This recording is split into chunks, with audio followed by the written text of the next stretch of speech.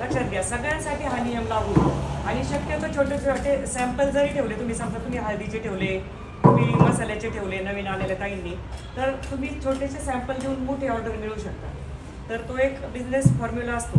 आता तुमचा व्यवसाय इतका चांगला आहे का तुम्ही कॉफी मग प्रिंट करताय, टी शर्ट प्रिंट करताय, तुम्ही कॉर्पोरेट काम करताय, चला ॲग्रीमेंटचं तर तुम्ही नाही सोबत आणू शकत, ॲग्रीमेंट किंवा डॉक्युमेंटेशन, पण जे सोबत आणू शकता ॲटलिस्ट ते सोबत ठेवलं असतं, इथल्या इथे तुम्हाला 4-5 ऑर्डर भेटले असतात. आजचा 20 दिवस गेला ना, सॅम्पल सोबत ठेवायचे. आपल्या गाडीमध्ये आपल्या सोबत एक पिशवी आपल्या व्यवसायाच्या रिलेटेड. माझा एवढा बोजा झाला होता चायनाला जाताना, एवढे ब्रोशर माझ्यासोबत होते. मी तिथं एक्झिबिशनला फिरताना प्रत्येक ठिकाणी माझ्याबरोबर साहेबबरोबर ब्रोशर होते, माझ्या व्यवसायाच्या रिलेटेड माहिती होती.